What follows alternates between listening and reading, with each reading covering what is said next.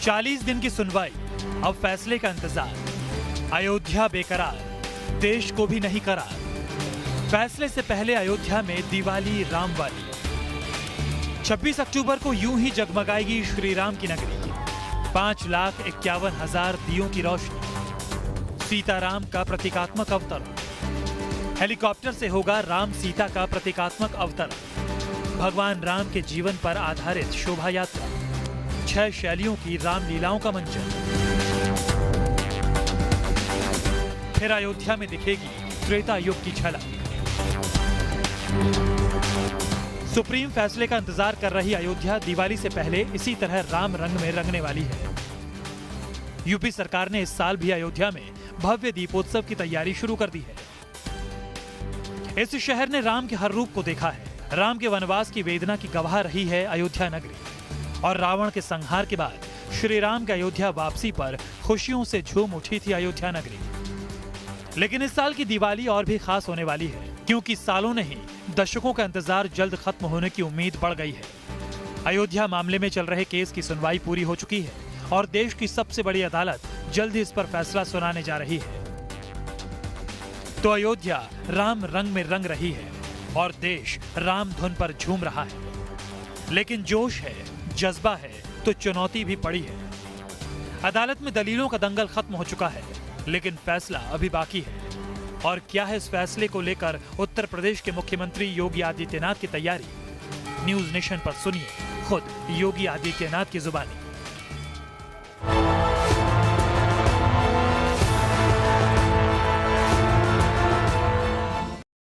महाराष्ट्र और हरियाणा में विधानसभा चुनाव हैं और उत्तर प्रदेश में विधानसभा के उपचुनाव हैं। इसी के बीच देश भर में चर्चा गर्म है कि राम मंदिर पर फैसला जल्द ही आने वाला है। सुप्रीम कोर्ट ने इस फैसले को रिजर्व कर लिया है और इस वक्त हमारे साथ इन तमाम मुद्दों पर बात करने के लिए उत्तर प्रदेश के मुख्यमंत्री महंत योगी आदित्यनाथ जी हमारे साथ हैं। योगी जी, आपका न्यूज नेशन पे बहुत बहुत स्वागत है। सबसे पहले मैं जानना चाहूंगा, दीपावली आ रही है, आप जोर शोर से दीपोत्सव मनाते हैं।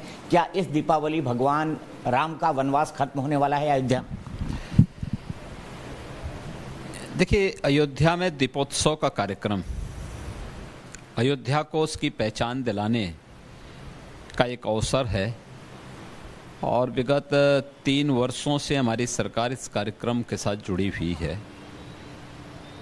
हम लोग दीपोत्सव के कार्यक्रम को पूरी भव्यता के साथ अयोध्या में कर रहे हैं।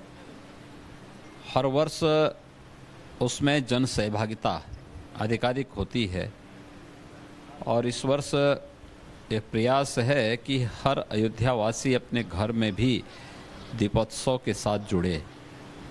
5,51,000 से अधिक दीप अयोध्या में जलेंगे और हर एक अयोध्यावासी को उसके साथ जोड़ने का एक कार्यक्रम, जिससे दीपावली के आयोजन को अयोध्या के साथ जोड़ करके देश और दुनिया में अयोध्या को उस रूप में प्रस्तुत किया जा सके। क्योंकि ये वर्ल्ड रिकॉर्ड बनेगा, 5 लाख से ज़्यादा दिए बनेंगे जलेंगे अयोध्या में। देखिए, वर्ल्ड रिकॉर्ड पिछले वर्ष ही बन चुका है और मुझे लगता है कि उससे भी अच्छे ढंग से प्रस्तुतिकरण का एक प्रयास है। अयोध्या की ब्रांडिंग है। अयोध्या जिस पहचान के लिए जाना जाता था, उसको वह पहचान उपलब्ध कराना। क्योंकि जी अभी जिस बात पर सबसे ज़्यादा चर्चा चल रही है कि सुप्रीम कोर्ट ने जजमेंट को रिजर्व कर लिया है, आपको उम्मीद है कि फैसला राम मंदिर के पक्ष में आएगा? देखिए, मैं सुप्रीम कोर्ट की सराहना करता हूं कि देश के सबसे पुराने और सबसे अधिक दिनों तक चले हुए मुकदमे के लिए चीफ जस्टिस की अध्यक्षता में 5 जजेस की बेंच बैठी। उन्होंने डे टू डे की सुनवाई करके फैसले को रिजर्व ही कर दिया है। ये पूरे देश के लिए खुशी की बात इसलिए भी है, आपने देखा होगा कि फैसला रिजर्व होने के बाद हर एक तबके ने इस बात की सराहना की है कि सुप्रीम कोर्ट के फैसले के बाद देश के अंदर एक सौहार्द की स्थापना होगी। फैसला जो भी हो, सुप्रीम कोर्ट स्वाभाविक रूप से फैसला देगा। देश की आम जनमानस का विश्वास देश की न्यायपालिका पर कितना मजबूत है, उसका एक उदाहरण होगा यह कि फैसला रिजर्व होने के पहले ही लोगों ने इसका स्वागत किया है और कहा जो भी फैसला आएगा हम उसको मानेंगे। मुझे लगता है हमारी सरकार पूरी तरह तैयार है। अयोध्या में सुप्रीम कोर्ट का फैसला जो भी आएगा शांतिपूर्ण ढंग से उसको लागू करना और सभी पक्षों की भावनाओं का सम्मान करना। आपने कहा फैसले को लागू करना, लेकिन आप जब मुख्यमंत्री नहीं थे, संत थे, सांसद थे, और बड़े महंत जी की मैं बात कर रहा हूं जिन्होंने इस आंदोलन की शुरुआत की थी, अगुवाई की थी, दोनों आप यही चाहते थे कि राम मंदिर बने। क्या आपको लगता है कि राम मंदिर के खिलाफ भी फैसला आ सकता है? जैसे हाईकोर्ट ने 3 भागों में उसको बांट दिया था, एक निर्मोही अखाड़ा को, एक रामलला विराजमान को और एक सुन्नी सेंट्रल वक्फ बोर्ड को। ऐसे फैसला आने की उम्मीद नहीं है आपको? देखिए, न्यायालय पर हमारा पूरा विश्वास है। न्यायालय जो भी फैसला करेगा हम न्यायालय के फैसले को लागू करेंगे। और मुझे लगता है कि न्यायालय ने एक लंबी सुनवाई की है। डे टू डे की सुनवाई के बाद न्यायालय किसी न किसी निष्कर्ष पर तो नहीं पहुंचा होगा, इसलिए हमें किसी भी इसमें वो नहीं पड़ना। अब ये मान के चलना चाहिए कि देश के सबसे पुराने मुकदमे का पटाक्षेप होना चाहिए और सौहार्द की स्थापना होनी चाहिए। आपने कहा सौहार्द की स्थापना होनी चाहिए। मैं आपसे बात कर रहा था तब मैंने बताया कि मैं अयोध्या था 3 दिनों से, और वहाँ के मुस्लिम लोग भी चाहते हैं कि वहाँ पर मंदिर बने। तो सवाल ये है कि ये मामला महाराज जी ऐसा क्यों खिंच गया? वहाँ के मुस्लिम मुखर तौर पे बोलते हैं कि अगर अयोध्या में मंदिर बना तो यहाँ पर विकास होगा, और उन सबकी रोजी रोटी मंदिरों से जुड़ी हुई है। मैं स्वागत करता हूँ उन सभी लोगों का जो जन भावनाओं का सम्मान कर रहे हैं, और एक अच्छी बात है, अच्छी शुरुआत है कि कम से कम लोगों ने इस बात को स्वीकारा। तो ये भी सौहार्द की दिशा में एक बेहतर प्रयास है। अच्छा होता कि ये चीज़ें बहुत पहले आई होती। अब तो कोर्ट फैसले को रिजर्व कर ही चुका है। मुझे लगता है कि कुछ ही दिन की बात है, हम कुछ दिन और इंतज़ार कर लें। फिलहाल दीपावली आई है, लोग दीपावली मनाएं। बिल्कुल, दीपावली मनाने का वक्त है, और महाराज राम के अयोध्या लौटने का भी दिन था, इसीलिए दीपावली मनाई जाती है। तो आपको लगता है ये दीपावली एक ऐसी दीपावली होगी जो लैंडमार्क होगी अयोध्या के इतिहास?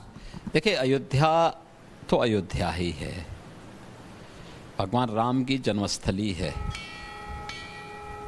थी, है, रहेगी भी।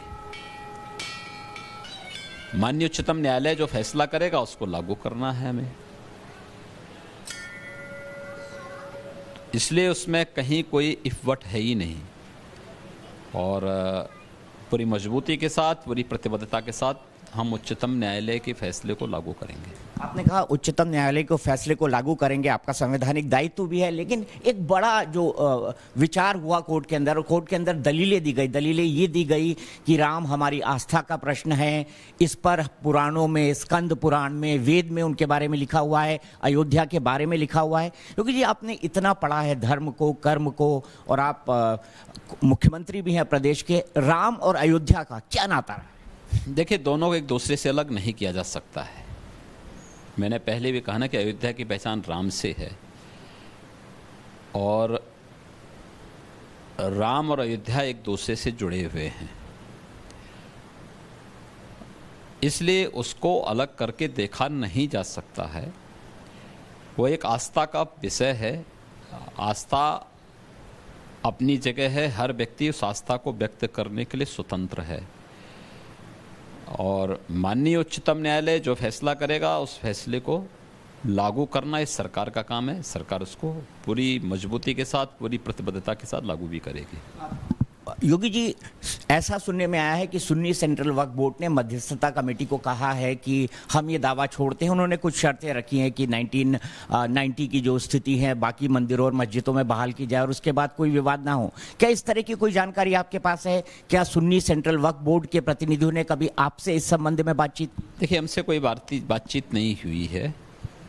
मुझे लगता है कि माननीय उच्चतम न्यायालय ने भी एक मध्यस्थता कमेटी का गठन किया था। उस मध्यस्थता कमेटी के सामने ही इन चीज़ों को रखा जाना चाहिए था। अब इस प्रकार की सभी बातें बेकार की हैं, कोई दम नहीं है। अब जब सुप्रीम कोर्ट ने डे टू डे की सुनवाई कर ही ली है, अब सुप्रीम कोर्ट को ही फैसला देने दीजिए। अब इसमें अनावश्यक रूप से किसी को भी बीच में इधर उधर से भरमाने का प्रयास नहीं करने देना चाहिए। तो आपको लगता है कि अब सुप्रीम कोर्ट ही डिसीजन दे, क्योंकि रिजर्व हो चुका है? देखिए, ये चीज़ें इसलिए भी अब अनावश्यक हैं क्योंकि बातचीत से समस्या का समाधान के लिए आज नहीं, बहुत पहले से 1984 में भी, उससे पहले भी 1949 में भी, 1934 में भी, 1886 में भी ये सभी तिथियां थीं। 2003 में सरदेव अटल बिहारी वाजपेयी जी की सरकार के समय भी ये प्रयास प्रारंभ हुए थे। आपने भी प्रयास किए थे उस टाइम, मुझे याद है 2000। कांची कामकोटि के पूज्य शंकराचार्य जयेंद्र सरस्वती जी महाराज ने भी उसमें मध्यस्थता करने का प्रयास किया था। जब ये इतनी बार विफल हुआ है तो मुझे लगता है कि अनावश्यक रूप से एक विवाद देश के सौहार्द के लिए संकट पैदा करता है। ये विवाद समाप्त होना चाहिए, हर पक्ष ये चाहता है, इसलिए कुछ दिन धैर्य रख लें। माननीय उच्चतम न्यायालय का फैसला आ रहा है। 2 पॉइंट मैं आपसे जानना चाहूंगा। मुस्लिम पक्ष के एक वकील राजीव धवन ने वहां पे नक्शा फाड़ दिया, क्या आप इसको कोर्ट में जो उनका कदम था उसको गैर जरूरी मानते हैं? देखिए, मुझे लगता है कि इस पे माननीय उच्चतम न्यायालय ने स्वयं अपनी नाराजगी व्यक्त की है और किसी भी प्रबुद्ध व्यक्ति के लिए मुझे लगता है कि इस प्रकार की नाराजगी स्वयं में एक बहुत बड़ा संदेश है। वाकई नाराजगी की आपने बात की, लेकिन क्या आपको लगता है कि नक्शा फाड़ देने से या गुस्सा कर लेने से अयोध्या और राम का इतिहास नष्ट हो जाएगा? देखिए, अयोध्या भी और राम भी सत्य है और शाश्वत है, जो न कभी मिटा है न कोई मिटा सकता है। अब महाराज जी, जो बड़ा सवाल आएगा वो ये आएगा कि मंदिर आगे कैसे बने जब सुप्रीम कोर्ट जमीन हैंडओवर कर देता है। अगर हम मान ले, जो लगता है कि सुप्रीम कोर्ट मंदिर के पक्ष में फैसला देगा गवाही और सबूतों के आधार पर, ऐसे में मंदिर कौन बनाएगा? निर्मोही अखाड़ा जो पूजा के अधिकार का दावा कर रहा है, कोर्ट में एक पार्टी है, या न्यास जो रामलला विराजमान की तरफ से लड़ रहा है? देखिए, ये बात की बातें हैं। पहले हमें उच्चतम न्यायालय के फैसले का इंतजार है, जो भी फैसला होगा उसके बाद फिर निर्णय लिया जाएगा। अगर अब हम उत्तर प्रदेश पे आए महाराज जी, तो सबसे पहले जानना चाहता हूँ, 11 सीटों पर उपचुनाव है, तो आपकी क्या उम्मीद है? 11 में से 11? हाँ, क्यों नहीं, पार्टी 11 में से 11 सीटें जीतेगी। और इसमें रामपुर का उपचुनाव भी है, जिसमें आजम खान की पत्नी भी चुनाव में उतरी हुई हैं। 11 में से वो भी है। 11 में से वो भी है। रामपुर में अभी आजम खान के खिलाफ जितने मुकदमे हुए हैं, उसको लेकर वो बड़े आंसू बहा रहे हैं, मंच पर रोने लगते हैं, कहते हैं उन्हें परेशान किया जाता है। क्या वाकई में पॉलिटिकल विच हंटिंग हो रही है? उनका जानबूझकर राजनीतिक बदले की भावना से पीछा किया जा रहा है? देखिए, पिछले 2.5 वर्ष के अंदर हमारी सरकार ने कहीं भी और किसी के खिलाफ भी राजनीतिक बदले की भावना से काम नहीं किया है। इसमें ज़्यादातर मामले पहले से ही चले आ रहे हैं और न्यायालय में ही पेंडिंग थे। कुछ मामलों में स्थानीय मुसलमानों ने ही और कुछ में स्थानीय दलितों ने ही मुकदमे दर्ज करवाए हैं। वे जांच की प्रक्रिया के हिस्से हैं और जांच चल रही है, उन सब की जांच चल रही है। लेकिन अगर इतने दर्जनों मुकदमे हैं, तो फिर एक व्यक्ति जिसका इतना बड़ा आपराधिक इतिहास रहा है, वो खुला क्यों घूम रहा है? गिरफ्तारी क्यों नहीं? अब देखिए, गिरफ्तारी करने के पहले इन सब की जांच तो एक बार हो जाए, और जांच की प्रक्रिया के हिस्से हैं, और जांच की प्रक्रिया में अगर कोई दोषी पाया जाता है तो उसमें कार्रवाई भी होगी। अब योगी जी, जो आजम खान को रोना आ जाता है बार बार मंच पे चुनाव के दौरान, इस पर आप क्या कहें? देखिए, ये उनका विषय है। हो सकता है कि अपनी हार को और स्वयं उनके खिलाफ जो आक्रोश मुस्लिम समाज में भी है, शेष अन्य समाज में भी है, हो सकता है कि सहानुभूति बटोरने के लिए उनके द्वारा ये किया जा रहा होगा। लेकिन मैं इस बात को कह सकता हूं कि एक भी मुकदमा बदले की भावना से न हुआ है न होगा। जेल जाएंगे आजम खान? अब देखिए, जो दोषी होगा तो जरूर जाएगा, दोषी नहीं होगा तो मुझे लगता है कि अपने आप समाप्त होंगे सारे मामले। दोषी नहीं होगा ये आप कह रहे हैं, जांच के आधार पर पता लगेगा, लेकिन प्राइमा फेसी दोषी हैं, इसीलिए तो ये कार्रवाई हुई है, इसीलिए तो इन्वेस्टिगेशन चल रही है। देखिए, हमने कहा ना, जांच की रिपोर्ट आने दीजिए। अनेक मामले हैं, कुछ मामलों में काफ़ी कार्रवाई आगे बढ़ चुकी है, कुछ में कार्रवाई अभी चल रही है, जांच पर की प्रक्रिया का हिस्सा है।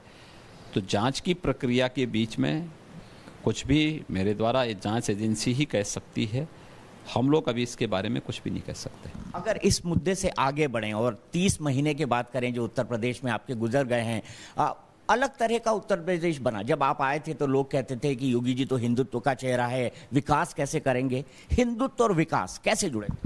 एक दूसरे के पर्याय हैं।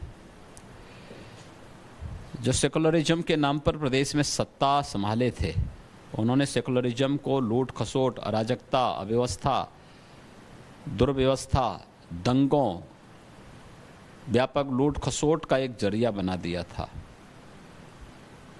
हम लोग हिंदुत्वनिष्ठ राष्ट्रवादी विचारधारा की बात करते हैं तो हम लोगों ने उत्तर प्रदेश की सत्ता को लोक कल्याण का, उत्तर प्रदेश की पहचान का, गांव, गरीब, किसान, नौजवान, महिलाएं और समाज के प्रत्येक तबके के हितों के लिए समर्पित भाव के साथ कार्य करने वाली सरकार के रूप में इसको उसकी पहचान दिलाई है और उसी अभियान को आगे लेके चल रहे हैं।